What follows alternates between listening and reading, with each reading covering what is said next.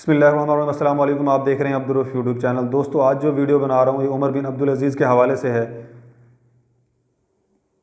جس میں عمر بن عبدالعزیز کی قبر کے اوپر حملہ کیا جاتا ہے، اور آج کل یہ فوٹیجز بھی چل رہی ہیں اور سوشل میڈیا کے اوپر خبریں بھی چل رہی ہیں۔ دوستو، چینل کو سبسکرائب کریں اور یہ ویڈیو کو پورا دیکھیں تاکہ آپ لوگوں کو حقیقت کا پتہ چل سکے۔ اس فوٹیجز کے اندر کیا دکھایا جا رہا ہے کہ قبر کے اوپر حملہ کیا جاتا ہے، وہاں پہ موجود باقیات کو نکال لیا جاتا ہے اور ان کو آگ لگا دی جاتی ہے۔ اس طرح کی حرکت کون کر سکتا ہے؟ اگر یہ حقیقت ہے، اگر کسی نے یہ حرکت کی ہے تو یہ لوگ سزا کے مستحق ہیں۔ ایسے لوگوں کو سب کے سامنے پھانسی پہ لٹکا دینا چاہیے۔ کیا یہ لوگ مسلمان کہلانے کے لائق ہیں؟ کیا یہ لوگ مسلمان کہلانے کے قابل ہیں؟ کیا یہ لوگ انسان کہلانے کے قابل ہیں؟ یہ لوگ تو درندے ہیں۔ ان لوگوں سے بڑھ کے کون ہو سکتا ہے اگر کسی نے ایسی غلط ذلیل حرکت کی ہے؟ تو مسلمان تو وہ ہوتا ہے جو جنگ کے اندر دشمنوں پہ، غیر مسلموں پہ، ان کے بچوں پہ، عورتوں پہ اور بوڑھوں پہ حملہ نہیں کرتا ہے، ان کو بھی بخش دیتا ہے۔ یہ مسلمان ہوتا ہے۔ اور یہ کس طرح کے مسلمان ہیں؟ جو خلفاء کے اوپر ان کی قبروں کو اکھاڑ دیتے ہیں، ان کے باقیات کو جلا دیتے ہیں، وہاں پہ حملے کرتے ہیں۔ کیا مسلمان کہلانے کے قابل ہیں؟ آپ لوگوں کو پتہ ہے عمر بن عبدالعزیز کیا چیز ہے، عمر بن عبدالعزیز کا کیا مقام ہے، عمر بن عبدالعزیز کیا ہستی ہیں۔ عمر بن عبدالعزیز وہ ہستی ہیں، وہ شخصیت ہیں جن کو عمر ثانی بھی کہا جاتا ہے۔ عمر بن عبدالعزیز وہ ہیں جن کو پانچواں خلیفہ بھی کہا جاتا ہے۔ عمر بن عبدالعزیز نے نہ صرف باتوں سے بلکہ انہوں نے عملی طور پہ اپنی زندگی کے اندر یہ چیزیں ثابت کر کے بھی دکھائی ہیں۔ عمر بن عبدالعزیز، تھوڑا سا میں آپ لوگوں کو اس کا انٹروڈکشن کروا دیتا ہوں تاکہ پتہ چل جائے عمر بن عبدالعزیز کی ہسٹری کیا ہے۔ میں تھوڑا سا بریف کروں گا اس کو۔ عمر بن عبدالعزیز 61 یا 63 ہجری میں پیدا ہوئے تھے، اور ان کی جو وفات ہوئی تھی وہ 101 ہجری میں ہوئی۔ تقریباً 38 یا 40 سال ان لوگوں نے اس دنیا کے اندر قیام کیا، اور ان کا جو دور حکومت رہا ہے وہ بھی تقریباً 2 سال 5 ماہ تقریباً رہا ہے۔ انہوں نے بہت تھوڑا عرصہ حکومت کی، لیکن اس تھوڑے سے عرصے کے اندر ان لوگوں کی جو حکومت تھی وہ دنیا کے لیے ایک مثال ہے۔ ان لوگوں نے جو اس سے پہلے حکمران تھے، ان لوگوں کی حکومت کو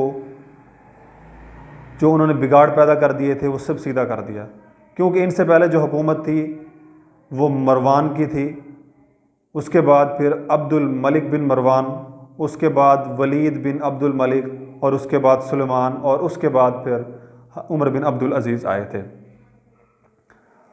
عمر بن عبدالعزیز کی جو حکومت تھی وہ چین سے لے کر فرانس تک تھی، اور تقریباً کہا جاتا ہے کہ 3 بر اعظموں پر انہوں نے حکومت کی۔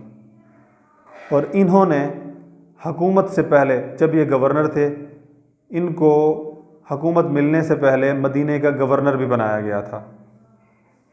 یہ مدینہ کے گورنر کے طور پہ بھی انہوں نے اپنی ڈیوٹی سر انجام دی۔ لیکن جب انہوں نے اپنی خلافت کا دور شروع کیا، جب انہوں نے اپنی حکومت کے اندر آئے، جب انہوں نے یہ تختہ سنبھالا سرداری کا، یہ خلافت کا، تو اس کی زندگی میں اور اس سے پہلے والی زندگی میں بہت زیادہ فرق ہے۔ کیونکہ جب ان کو خلیفہ بنایا گیا تھا تو ان کو نہیں پتہ تھا کہ مجھے خلیفہ بنایا گیا ہے، کیونکہ سلیمان، جب ان کی طبیعت خراب ہوئی تو سلیمان تھے خلیفہ یا بادشاہ، تو اس دوران انہوں نے نصیحت کی کہ میں عمر بن عبدالعزیز کو خلیفہ مقرر کرتا ہوں۔ تو جب ان تک یہ خبر پہنچی تو انہوں نے لوگوں کو بلایا اور لوگوں کے سامنے اکٹھے ہو کر انہوں نے لوگوں کو بتایا کہ میری مرضی کے بغیر مجھے خلیفہ بنا دیا گیا ہے، اور آپ لوگوں سے بھی نہیں پوچھا گیا۔ اگر آپ لوگ کسی اور کو خلیفہ بنانا چاہتے ہیں تو مجھے اس سے کوئی اعتراض نہیں ہے، لہٰذا ان کو اگر اعتراض ہے تو آپ لوگ کوئی بھی خلیفہ کو چن سکتے ہیں۔ تو سب لوگوں نے کہا نہیں، ہمیں آپ منظور ہیں، آپ خلیفہ ہی رہیں گے۔ چونکہ اگر ان لوگوں کو، عمر بن عبدالعزیز کو خلافت کا شوق ہوتا یا خلافت وہ حاصل کرنا چاہتے تو لوگوں کے سامنے اس طرح کی بات نہیں کرتے۔ اب جیسے ہی وہ پھر دور حکومت میں آ جاتے ہیں، جیسے ہی خلافت پر بیٹھتے ہیں، مامور ہو جاتے ہیں، اس کے بعد وہ اپنے آپ کو اس دین کے لیے وقف کر دیتے ہیں۔ اپنی جائیدادیں جو ہوتی ہیں ان کو کیا جاتا ہے، ان کو بیت المال کے اندر جمع کرا دیا جاتا ہے، اور اس سے پہلے جو ان کا سالانہ انکم بنتی تھی وہ تقریباً 50,000 درہم تھی، جو ان کی اپنے ذاتی کاروبار یا جو زمینیں یا جو چیزیں تھیں وہاں سے ان کو جو ریونیو ملتا تھا وہ 50,000 درہم تھا۔ اور جب یہ خلیفہ بن گئے، انہوں نے بیت المال میں اپنے اثاثہ جات جمع کروا دیے، تو اس کے بعد ان کی جو سالانہ انکم بنتی تھی، جو ریونیو تھا ان کا، وہ صرف 200 درہم پہ آ گیا تھا، اور ان کی زندگی انتہائی سادہ اور انتہائی مشکل ہو گئی تھی۔ کہا جاتا ہے ان کے پاس صرف ایک ہی جوڑا تھا۔ جب وہ بیمار تھے اور ان کی عیادت کے لیے لوگ آ رہے تھے، تو ان کی جو زوجہ محترمہ فاطمہ تھیں، ان کے بھائی مسلمہ بن عبد الملک آئے۔ انہوں نے دیکھا کہ ان کے کپڑے بہت ہی گندے ہیں، تو انہوں نے اپنی بہن کو سائڈ پہ بلایا اور ان سے کہا کہ آپ ان کے کپڑے بدلوا دیں، ان کے کپڑے چینج کروا دیں، بہت ہی گندے ہیں، تاکہ جو لوگ ملنے آتے ہیں وہ کیا کہیں گے۔ انہوں نے کہا ٹھیک ہے، میں بدلوا دیتی ہوں۔ اس کے بعد دوبارہ پھر آئے تو انہوں نے دیکھا کہ یہ تو وہی کپڑے پہنے ہوئے ہیں، میری بہن نے اس کے کپڑے چینج نہیں کروائے۔ تو انہوں نے بہن سے دوبارہ پوچھا، تو بہن نے بتایا بھائی کپڑے کہاں سے چینج کرواؤں، اس کے پاس تو صرف ایک ہی جوڑا ہے۔ تو وہ عمر بن عبدالعزیز جو دونوں لوگوں کے لیے ایک مثال قائم کر کے چلے گئے، ان سے جو پہلے کی زندگی، یہ کہا جاتا ہے جب وہ خلیفہ تھے، جب وہ خلیفہ نہیں، وہ جب گورنر تھے، تو اس وقت ان کا جو سامان تھا وہ 60 اونٹوں پہ لادا جاتا تھا، اور جب وہ خلیفہ بنے تو سب کچھ اللہ کی راہ میں وقف کر دیا، اپنے آپ کو بھی اللہ تعالیٰ کے دین کے لیے وقف کر دیا، اور ایسی زبردست سلطنت قائم کی جس کے اندر کہا جاتا ہے کہ ان کی سلطنت کے اندر لوگوں کوئی ایسا نہیں ملتا تھا جس کو زکوٰۃ دی جائے، یعنی کہ کوئی زکوٰۃ لینے والا بھی نہیں تھا۔ انہوں نے ایسا نظام قائم کیا۔ ایک دفعہ ان کی وائف نے کہا عید کے موقع پہ کہ بچے نئے کپڑے مانگ رہے ہیں، تو عمر بن عبدالعزیز نے کہا میرے پاس تو پیسے نہیں ہیں، میں اپنے بچوں کے لیے کہاں سے کپڑے لے کے آؤں۔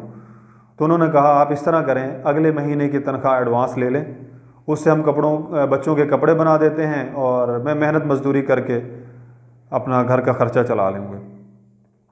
انہوں نے کہا ٹھیک ہے۔ تو وہ خزانچی کے پاس گئے بیت المال، تو اس نے کہا کہ مجھے آپ 1 مہینے کی تنخواہ ایڈوانس دے دیں۔ انہوں نے کہا کہ آپ اس امیر المومنین، آپ اس کے اوپر لکھ کے دے دیں پرچے پہ کہ آپ 1 مہینہ زندہ رہیں گے تو میں آپ کو 1 مہینے کی تنخواہ ایڈوانس دے دوں گا۔ تو وہ اسی طرح سے واپس آئے اور اپنی بیوی سے آ کے کہا کہ میں اپنے بچوں کو نئے کپڑے نہیں دے سکتا، میرے پاس اتنی سخت نہیں ہے۔ حالانکہ وہ اس وقت کے بادشاہ ہیں، وہ جو چاہے کر سکتے تھے، لیکن انہوں نے ہمیشہ آخرت کو اپنے اوپر مقدم سمجھا۔ انہوں نے کہا میں دنیا میں جیسے بھی زندگی گزار لوں، لیکن میں اپنی آخرت کو خراب نہیں کرنا چاہتا۔ جب وہ بیمار ہوئے تو انہوں نے رجا بن حیوہ سے کہا تھا کہ جب مجھے قبر میں لٹایا جائے تو آپ نے میرے چہرے کو دیکھنا ہے کہ وہ قبلے سے پھر تو نہیں گیا اور اس کا رنگ تو تبدیل نہیں ہو گیا، کیونکہ میں نے 3 بادشاہوں کو قبروں میں اتارا ہے اور میں نے دیکھا ہے ان کا چہرہ قبلے کی طرف سے پھر گیا تھا، اور ان کا کلر جو تھا چہرے کا وہ چینج ہو گیا تھا۔ تو میں چاہتا ہوں کہ جب میں فوت ہوں اور مجھے قبر میں لٹایا جائے تو آپ بھی میرا چہرہ دیکھیں۔ تو جب وہ انہوں نے وفات پائی اور ان کو قبر میں لٹایا گیا تو رجا بن حیوہ نے دیکھا کفن کے اندر ان کا چہرہ بالکل قبلے کی طرف، اور ان کا چہرہ روشن 14ویں چاند کی طرح۔ تو یہ مقدس ہستی ہیں جنہوں نے اس دنیا کے اندر اپنے اس مختصر سے دور حکومت میں ایسا زبردست نظام قائم کیا۔ آخر کیوں نہ کرتے؟ وہ بھی حضرت عمر فاروق رضی اللہ تعالیٰ عنہ کے خون تھے، وہ حضرت عمر فاروق رضی اللہ تعالیٰ عنہ کی جو پوتی ہیں ان کے بیٹے تھے۔ تو اس طرح کی جو مقدس ہستیاں ہیں اس طرح کے جو برگزیدہ بندے ہیں جنہوں نے بگڑے ہوئے جو سلطنت تھی، بگڑے ہوا جو نظام حکومت تھا، اس کو سیدھا کر دیا اور اپنے آپ کو اور اپنے اہل و عیال کو اور اپنے مال و دولت کو سب کچھ اللہ کے لیے وقف کر دیا، اللہ کے دین کے لیے وقف کر دیا۔ اگر آج لوگ اس طرح کی حرکت کریں گے تو ان لوگوں کو کیا سزا ہونی چاہیے؟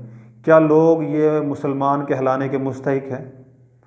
ان لوگوں کو سب کے سامنے سزا دے دینی چاہیے، ان لوگوں کا عبرت کا نشان بنا دینا چاہیے۔ میں امید کرتا ہوں آپ کو ویڈیو اچھی لگی ہوگی، لہٰذا اس کو لائک کریں، کمنٹ کریں، شیئر